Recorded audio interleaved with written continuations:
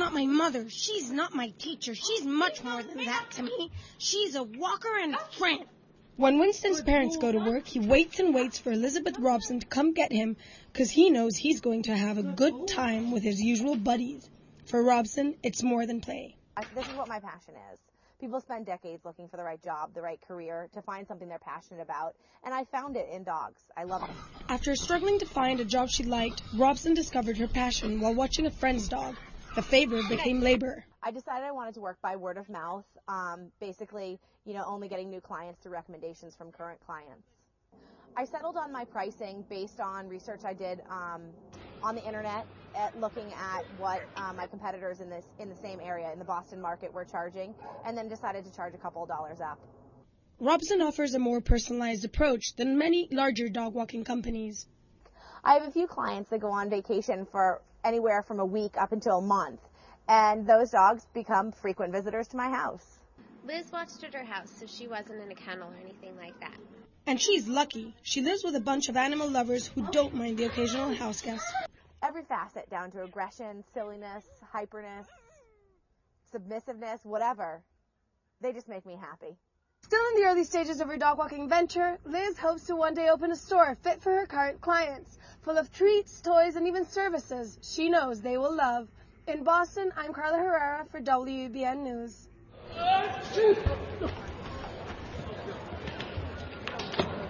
This isn't a deadly virus. It's Boston SOS, the Boston Society of Spontaneity, and they do performance art. I was coming home from New Hampshire on the C&J bus, and I was just watching people put their luggage away and carry their luggage, and I thought it'd be funny if everyone just kind of fell over, and then I was like, we should make that an event. We had about 40 people meet up in South Station with their luggage. We dressed as New Yorkers, very fashionable and trendy.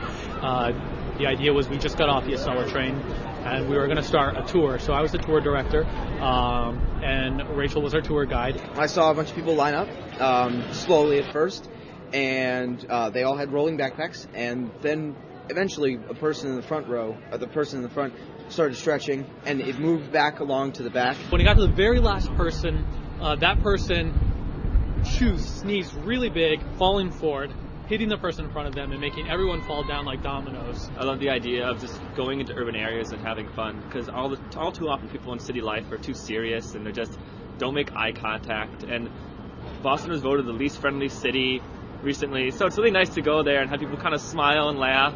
Yes, I definitely think it was a success. I was impressed with everyone. They did a really good job. It really looked realistic. South Station is now back to normal. 2 months ago, Boston SOS was created, and it already has more than 350 members. More stunts will be coming up soon because this group certainly knows how to break the monotony. At South Station, I'm Carla Herrera for WBN News.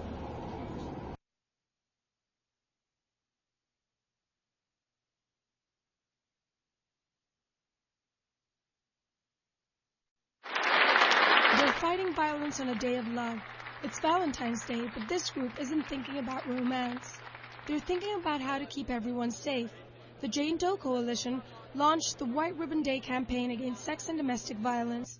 The latest local study about sex and domestic violence shows that 93% of the victims are women. It was disturbing that the number of victims did really increase over the last year. So I know that it's more of a problem in Massachusetts.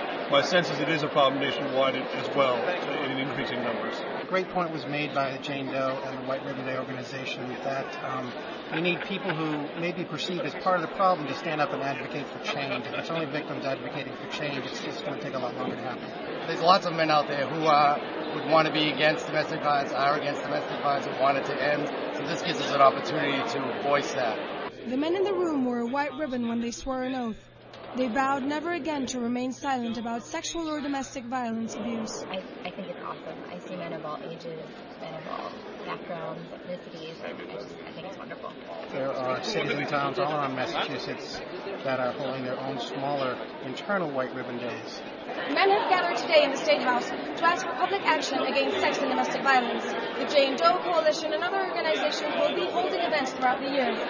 This day will be celebrated again next year, hopefully with more supporters. I'm Carla Herrera for WBN News.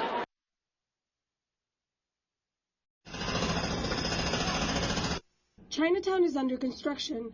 The Chinese are following their New Year horoscope predictions. They are developing the neighborhood during a year they believe to be the luckiest. Good luck. Yeah, lucky, everything, yes. Chinese astrologers believe that this year is especially lucky because it's the year of the rat. It's the first animal of the 12 in the Chinese rotating calendar. It's the beginning of a new cycle. There's a lot of new changes in Chinatown and a lot of new things are being built. Proposing about building a couple of new buildings in the area, but they're still waiting community process. As new buildings rise, the neighborhood can expect new faces. Between Beach Street and Harrison, the development is mainly housing with retail on the lower level. And then they're also proposing building a low-income housing on Oxford Street, and a lot of people are excited about that. This construction would replace an existing parking lot. There's a lot of new restaurants coming up and a lot of restaurants closing, turnover and stuff. So it's going to be a great new year. Our goal is to get as much movement as possible, educate people as much as possible about the culture, the community, and I'm with Chinatown Main Street, and my goal is to revitalize this business district. Construction of both the low-income housing and the luxury condos behind me will be completed by January. The potential building on Oxford Street won't even start until next year. That's the year of the ox, and the Chinese believe that our luck will be cut in half. In Chinatown, I'm Carla Herrera for WBN News. I would feel upset if somebody said you don't have the right to feed your child here. Rebecca Riley's talking about breastfeeding in public. Here in Massachusetts, you can be arrested and charged with indecent exposure if you breastfeed your baby in a public place. But now there's a move to change that. When a baby needs to eat, a baby needs to eat, and you shouldn't be told that you can't feed your child. As a mom in a family, you have the right to choose how you're going to do that, and if you've chosen breastfeeding, you should be able to breastfeed. Pediatricians recommend you breastfeed exclusively up to 6 months. However, only a quarter of the women here in Massachusetts make it that far. The average weight for a 5-month-old baby is 15 pounds. Rebecca's daughter is 18. I have a nice, strong, healthy baby, chubby cheeks, and I think it's, I wouldn't go any other way. Shari Spacco also believes most women think there's almost no difference between breastfeeding and formula, but she says they're wrong.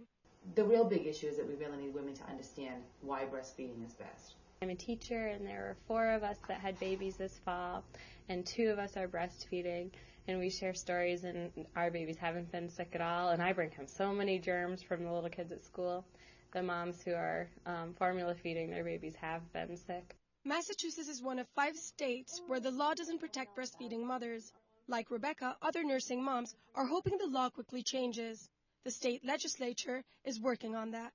I'm Carla Herrera for WEBN News. If you work, you have to do your income taxes. But for you who work and go to school, it's harder than it sounds. It's the time consuming, and I think it's a little bit intimidating because you feel like it's a lot of money on the line, and if you do it wrong, then either you're in danger of the IRS coming to get you or of not getting as much back as you probably want. I pay $125. I'd rather not be paying, but better to get them on time than to not get them done on time. With the complexity of the tax system, the codes, there are certain forms where one number will lead into another form, and many people, find that very difficult to track. So the aid of a computer or the aid of a software really helps. There's kind of this third party checking it. There's this software that goes through and thinks this makes sense, that she gets this much back or that she owes this much or whatever. So I guess it scares me a little bit, but not enough to go and pay someone else to do it. However, the government does offer free tax return services if you're just claiming your wages and you earn less than $40,000 a year. There's a lot of agencies who partnership with the mayor's office and the IRS to do this program. I believe if between 25 to 30 sites who offer the free taxes. You'd still have people that just prefer not to spend the time and would pay the extra money, I think, to go to, an accountant.